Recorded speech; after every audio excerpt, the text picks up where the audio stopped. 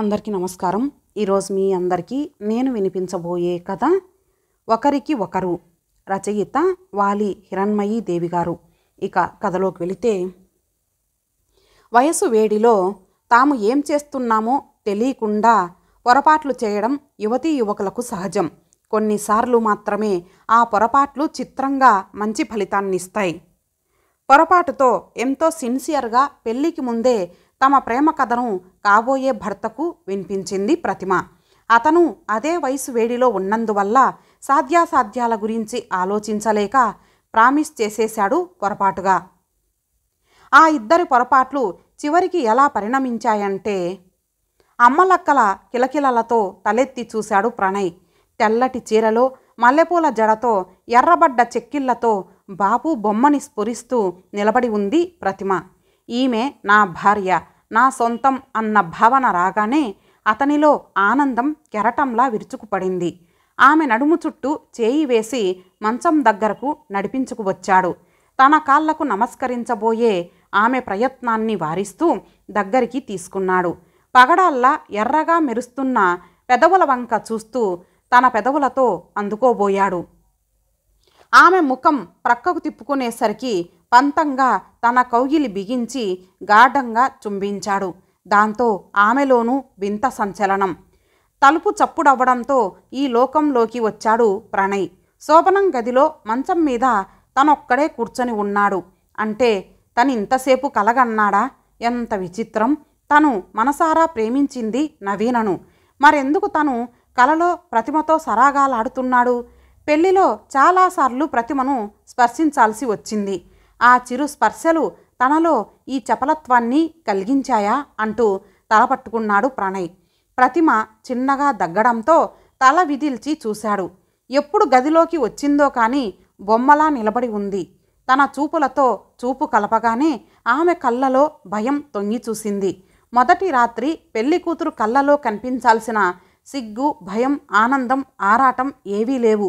ఆమె భయాన్ని పోగొట్టేందుకు చిరునవ్వు నవ్వుతూ, రండి ప్రతిమ, నన్ను చూసి భయపడాల్సిందేం లేదు.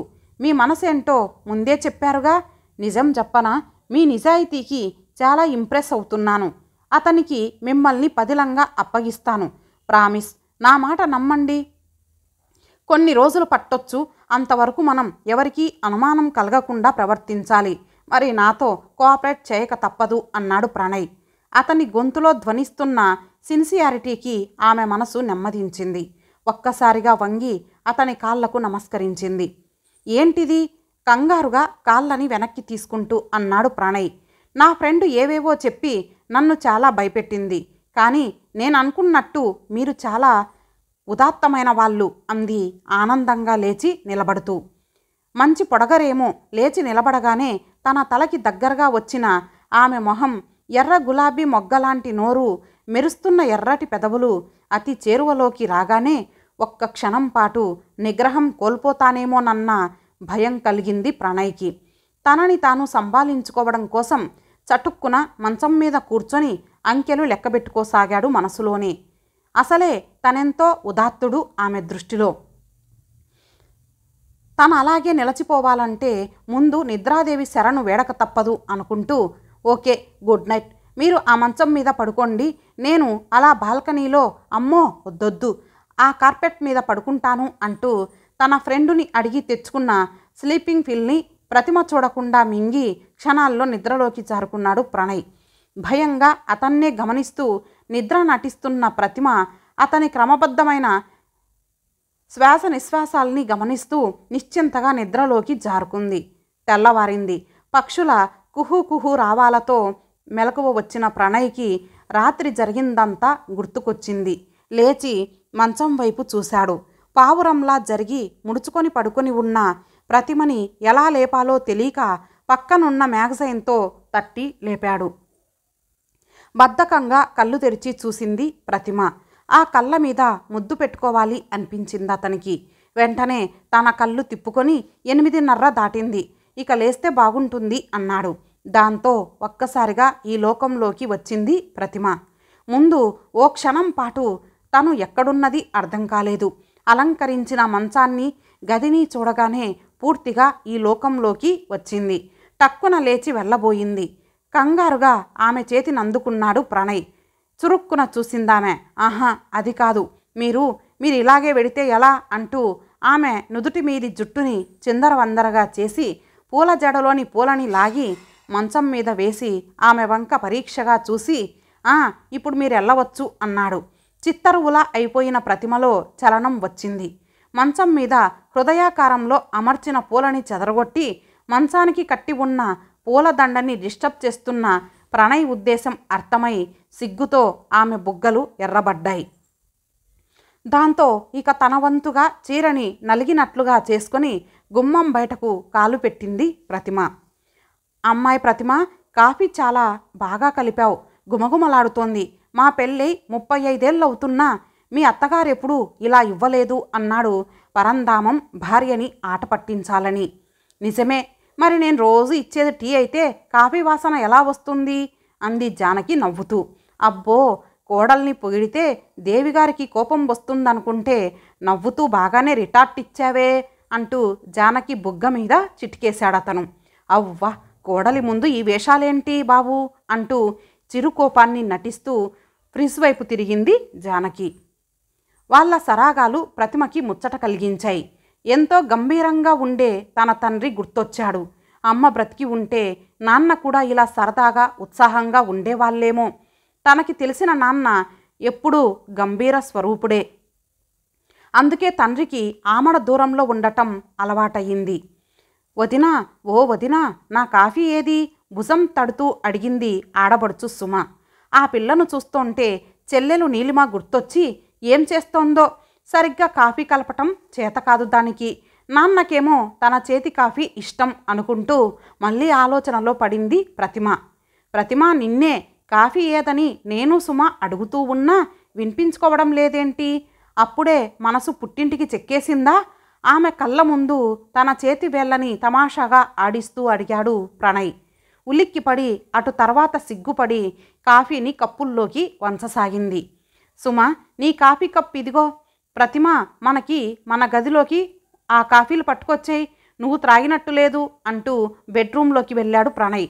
అది చూసి ముసిముసిగా నవ్వుతున్న అత్తగారిని చూస్తుంటే ప్రతిమకి సిగ్గేసింది. మనసులో ప్రణయ్ మీద కోపం కూడా వచ్చింది. దాన్ని దాచుకుంటూ 2 కాఫీ కప్పుల్ని తీసుకొని తమ బెడ్రూంలోకి వెళ్ళింది. ప్రతిమ, నువ్వు ఇలా బెరుగ్గా పరాయిగా ఉంటే అమ్మకి అనుమానం వస్తుంది. మా అమ్మ నాన్న ఇప్పటికీ పొద్దుట ఎంత పని ఉన్నా కాఫీ టిఫిన్లప్పుడు ఒకరినొకరు పలకరించుకుంటూ సరదాగా గడుపుతారు. నీ ఇంట్లో ఇలా ముభావంగా ఉంటావా? ఉండవు కదా. అందుకే పొద్దుట నాతో పాటు కాఫీ త్రాగాలి, టిఫిన్ చేయాలి. మధ్యాహ్నం కలిసి తినడం ఎలాగో కుదరదు ఆఫీస్ మూలంగా.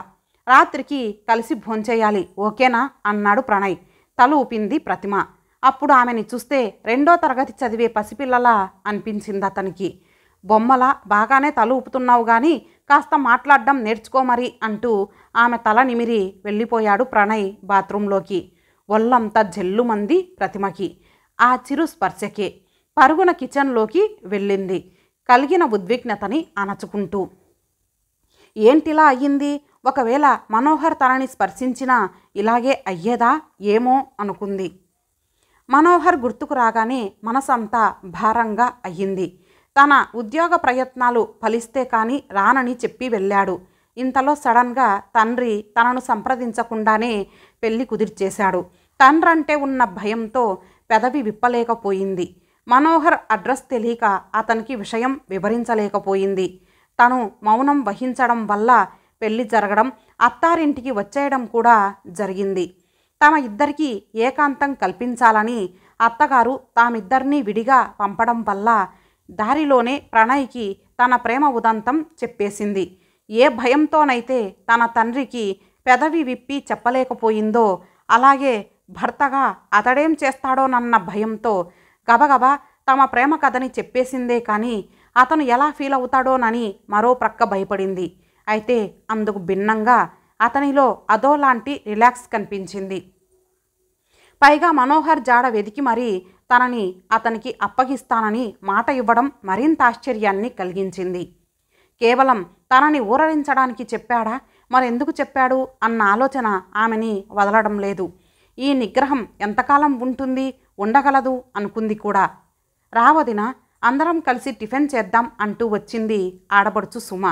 ప్రతిమ బెడ్రూమ్ వైపు చూడటంతో తను తొంగి చూసి, ఓ మీరిద్దరూ మీ గదిలోనే తినండి అంటూ 2 టిఫిన్ ప్లేట్లు అందించింది నవ్వుతూ. వాటిని అందుకొని తమ గదిలోకి వెళ్తున్న ప్రణయ్ని అనుసరించక తప్పలేదు ప్రతిమకి. అంతా ఏమనుకుంటున్నారో ఏంటో, ఈయనేంటి ఇలా మాటిమాటికి రూంలోకి పిలుస్తున్నాడు అనుకుంటూ తల ఉంచుకొని గబగబా ఇడ్లీ తినసాగింది ప్రతిమ. ఆమెను అలా చూస్తుంటే నవ్వుని ఆపుకోలేక గట్టిగా నవ్వేశాడు ప్రణయ్. తలెత్తి చూసింది ప్రతిమ బెరుగ్గా. మీ నాన్నతో చెప్పలేని విషయాన్ని నాతో అంత ధైర్యంగా చెప్పింది నువ్వేనా అన్న అనుమానం వచ్చి నవ్వొచ్చిందంతే అన్నాడు సంజాయిషిగా. అమ్మ మా చిన్నతనంలోనే పోయింది. దాంతో నాన్నగారి మొహాన చిరునవ్వు అన్నది లేకుండా పోయింది. ఎప్పుడూ నిర్వేదంగా గంభీరంగా ఉండేవా నాన్నతో ఏం చెప్పాలన్నా చెల్లికి నాకు తగని భయం. ఇక మీతోనైనా ఏమీ చెప్పుకుంటే మీరు త్వరపడి నన్నేం చేస్తారోనని అంటూ ఆగిపోయింది ప్రతిమ. నిట్టూర్చాడు ప్రణయ్. ధైర్యం లేక ఆమె చెప్పలేకపోయింది. ధైర్యం ఉండి తనేం చేయగలిగాడు గనుక? తండ్రికొచ్చిన మైల్డ్ హార్ట్అటాక్కి తల్లి కన్నీటికి లొంగిపోయాడు. ముఖ్యంగా నవీన నిర్ణయం తెలియక అల్లాడిపోయాడు. తండ్రి మంచి సంప్రదాయపు ఇంట్లోని పిల్ల అంటూ ప్రతిమ సంబంధం ఖాయం చేసినప్పుడు వెళ్ళి నవీనకు తన మనసేంటో తెలియజేద్దామని వెళితే ఆమె చెప్పా పెట్టకుండా వాళ్ళక్క దగ్గరికి అమెరికా వెళ్ళడం వల్ల ఇక గత్యంతరం లేని పరిస్థితుల్లో ప్రతిమ మెడలో 3 ముళ్ళు వేయక తప్పలేదు. మనసొకచోట మను ఒకచోట అంటూ తబ్బిబ్బు పడుతుంటే ప్రతిమ తన ప్రేమ విషయం చెప్పడం ఆమె కన్నీటిని చూడలేక ఎలాగైతేనేం తమ ఇద్దరి బాధ ఒకటేనని అనుకొని ఆమె ప్రియుణ్ణి వెతికి తెచ్చి ఆమెకప్పగిస్తానని మాట ఇచ్చాడు. కానీ ఇప్పుడది సాధ్యమయ్యే పనేనా అనిపిస్తూ ఉంది. ఎంతకాలమని నిద్రమాత్రలు వేసుకోగలడు? ఏంటలా అయిపోయారు? ఏమన్నా తప్పుగా మాట్లాడానా అని అడిగింది ప్రతిమ గిల్టీగా ఫీల్ అవుతూ. అబ్బే ఏం లేదు, ఏదో గుర్తుకొచ్చింది అంతే అన్నాడు ప్రణయ్. చూస్తుండగా వారం గడిచిపోయింది. ఆ రోజు ఆఫీస్కి వెళ్ళగానే ప్రణయ్ కొలీగ్ రవి చెప్పాడు నవీన తనకి ఎయిర్పోర్ట్లో కనిపించిందని. వెంటనే ఫోన్ చేశాడు ప్రణయ్. ఇంట్లో లేదని జవాబు వచ్చింది. 3 సార్లు చేసినా. నవీన తనని తప్పించుకునేటందుకే అలా చేస్తోందనిపించి ఆ సాయంత్రం నవీన ఇంటికి వెళ్ళాడు. పని మనిషి వచ్చి చెప్పింది నవీన ఇంకా అమెరికా నుండే రాలేదని. దాంతో అర్థమైంది అతనికి ఆమె ఇంట్లో ఉండే లేదని నాటకం ఆడుతోందని. తమ పెళ్లి విషయం తెలిసి కోపం వచ్చి అలా చేస్తోందా అన్న భయం కలిగింది. ఇప్పుడు తమ దాంపత్య జీవితం ఒక నాటకమని చెప్పినా నమ్ముతుందో లేదోనన్న అనుమానమూ కలిగింది. ఇంతటితో ఈ భాగం సమాప్తం. మరలా మరొక మంచి భాగంతో కలుద్దాం. అంతవరకు సెలవు. నమస్తే.